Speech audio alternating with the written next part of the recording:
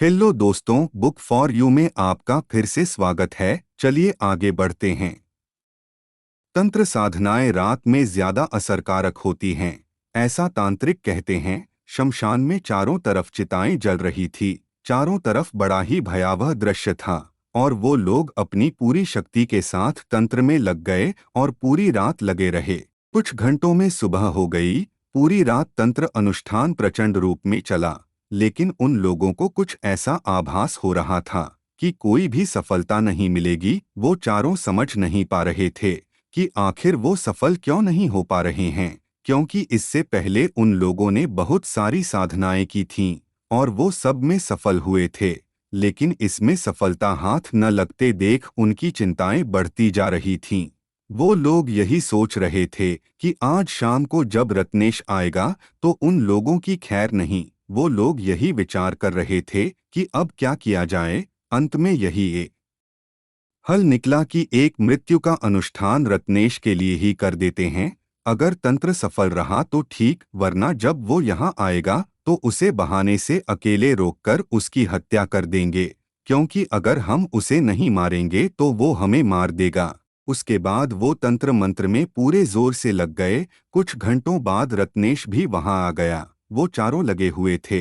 उन्होंने उसे एक माला पहनने को दी। वो माला तांत्रिक मंत्रों से पूजी गई थी। माला पहनकर रत्नेश एक किनारे बैठ गया और उनकी साधना देखने लगा। कुछ देर में उसका सिर कुछ घूमने सा लगा। तांत्रिक समझ गए कि इससे ये मरने वाला नहीं है। उन्होंने रत्नेश से कहा, सरकार, अपने सिपाहियों को आप बाहर भेज दीजिए और आप यहाँ हमारे साथ पूजा में बैठ जाइए। इससे काम और आसान हो जाएगा। रत्नेश ने सारे सिपाहियों को बाहर भेज दिया और वो उन तांत्रिकों के पास बैठ गया। कुछ देर पूजा का नाटक करने के बाद उन चारों ने रत्नेश से कुछ देर आंखें बंद करने को कहा। जैसे ही उसने अपनी आंखें बंद करी, उनमें से एक उठा और रत्नेश के पीछे से एक बड़े से खंजर से वार कर दिया। और उसके बाद उन चारों ने मिलकर खंजरों से गोद गोद कर रत्नेश की हत्या कर दी। माला पहनने के बाद उसे कुछ अजीब सा लग रहा था। उसका दिमाग कुछ ठीक से काम नहीं कर रहा था। उन चारों ने उसी का फायदा उठाया और उसे यमलोक पहुंचा दिया। इसके बाद वो चारों पीछे के रास्ते से निकल ये। रत्नेश को जिस चमत्कार की उम्मीद थी वो तो नहीं हो सका, पर उसकी जान जरूर चली गई थी। ऐसा क्या हुआ कि तंत्र का उस बच्चे पर कोई असर नहीं हुआ, जबकि इससे पहले उन तांत्रिकों का कोई भी तंत्र बेअसर नहीं हुआ था? क्या इसका कारण वो महायज्ञ था या कुछ और? ये हम आगे की यात्रा में जानेंगे। जब काफी देर तक रत्नेश नहीं आया तो सैनिकों ने अंदर आकर देखा और वहां का नजारा देखकर उन लोगों के होश उड़ गए। रत्नेश का लहूलुहान शव जमीन पर पड़ा था। पूजा का सारा सामान चारों ओर बिखरा पड़ा था और चारों तांत्रिक वहां से नदारद थे। एक सिपाही ने रत्नेश की सांसें देखीं जो कि पूरी तरह बंद हो चुकी थीं। उसने कहा, सरकार अब इस दुनिया में नहीं रहे। ये सुनकर सारे सैनिक घबरा गए। उनके मुखिया ने कहा, अब ये सूचना महाराज को कौन देगा और हम क्या बताएंगे कि सरकार यहाँ क्या करने आए थे? यदि इनके शव को यहाँ से ले चले तो क्या बताएंगे कि ये कैसे मर गए?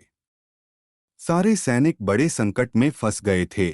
फिर उन लोगों ने एक युक्ति निकाली कि हम महाराज को कुछ बताएंगे ही नहीं, चुपचाप यहाँ से निकल चलो। जब रात तक सरकार महल में नहीं पहुँचेंगे तो महाराज उन्हें खोजने के लिए भेजेंगे। तब हम इन्हें यहाँ से ले जाएंगे और बता देंगे कि सरकार यहाँ इस अवस्था में मिले और हमें कुछ पता नहीं। इस प्रकार हम लोग बच जाएंगे। उसके बाद वो सारे सैनिक चुपचाप वहाँ से निकल लिए। इधर महल में वीरभान सिंह और उनकी पत्नी उन उपहारों को देखने में व्यस्त थे जो कि उनके पुत्र को मिले थे।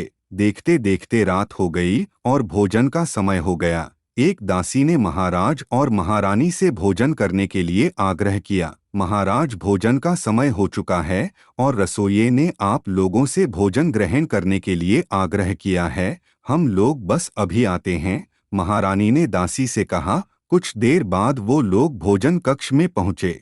वहां पहुंचकर महाराज बोले, अरे रत्नेश कहाँ है? वो भोजन करने क्यों नहीं आया? क्या उसको किसी ने बताया नहीं? तुरंत एक दास आगे आया और बोला, महाराज मैं उनको बुलाने गया था, पर वो अपने कक्ष में नहीं थे। क्या अपने कक्ष में नहीं था? इतनी रात हो चुकी है, इस समय कहाँ जा सकता है? पूरे महल में देखो, कहीं और तो नहीं है। महाराज ने चिंता व्यक्त करते हुए कहा। सारे सैनिक पूरे महल में रत्नेश को ढूंढने लगे। इनमें वो सैनिक भी थे जिनको पता था कि रत्नेश कहाँ है, फिर भी वो ढूंढने का नाटक कर रहे थे। काफी देर तक देखने के बाद भी रत्नेश महल में कहीं नहीं मिलता तो तब जब वो वहां होता। अब महाराज की चिंताएं बढ़ रही थीं। क्या किसी को वो कुछ बताकर गया है? राजा ने पूछा। रत्नेश के खास सैनिकों को बुलाया गया जो ज्यादा समय उसके साथ रहते थे। उन्होंने ने भी यही कहा कि उन्हें कुछ नहीं पता। रात्रि काफी हो चुकी थी। महाराज ने रात्रि में ही पूरे नगर में रत्नेश को ढूंढने का आदेश दे दिया। सारे सैनिक नगर में चारों तरफ फैल गए और रत्नेश को ढूंढने लगे। वो सारे सिपाही जो जानते थे कि रत्नेश कहाँ है, वो सीधे शमशान की तरफ ही गए और आपस में सलाह की कि कुछ देर रुककर फिर इन्हें ले चलते हैं। तुरंत लेकर पहुंच गए तो महाराज को शक हो जाएगा। रत्नेश वही उसी अवस्था में पड़ा हुआ था। कुछ देर रुककर उन सैनिकों ने रत्नेश को उठाया और लेकर चल दिए। महल पहुंचकर वो जोर जोर से चिल्लाने लगे, महाराज महाराज, अनर्थ हो गया, सरकार अब नहीं रहे। और उन्होंने रत्नेश के शव को महाराज के सामने रख दिया। उसे इस हाल में देखते ही वीरभान सिंह तो लग रहा था कि अपनी सुध बुध खोते जा रहे थे। वो अपने छोटे भाई से बहुत प्रेम करते थे और उसे इस हालत में देखकर पागल से हुए जा रहे थे। महारानी महारानी, जल्दी आओ, देखो रत्नेश को क्या हो गया है। उन्होंने महारानी को आवाज लगाई। पूरी रात वो रत्नेश के पास ही बैठे रहे। प्रातःकाल उन्होंने रत्नेश का अंतिम संस्कार किया। रत्नेश के जाने के बाद महाराज बड़े गुमसुम से रहने लगे। महारानी भी इस बात से बहुत दुखी रहती थीं। एक दिन एक दासी महारानी के कक्ष से बाहर निकल रही थी कि कक्ष में रखे हुए बड़े से फूलदान से वो टकरा गई और वो फूलदान गिर गया। उस फूलदान से किसी जानवर के सिर का कंकाल निकलकर बाहर गिर गया। वो सिंदूर और कई तरह के रंगों से भरा हुआ था। उसे देखते ही महारानी बहुत जोर से चिल्लाईं और जमीन पर गिरकर बेहोश हो गईं। तुरंत महाराज को बुलाया गया। राजवैद्य भी तुरंत पहुंच गए और महारानी का निरीक्षण करने लगे। दोस्तों, इस भाग में बस इतना ही। मिलते हैं अगले भाग में। अगर ये कहानी आपको अच्छी लगी हो तो कृपया वीडियो को लाइक करें और चैनल को सब्सक्राइब करें। धन्यवाद।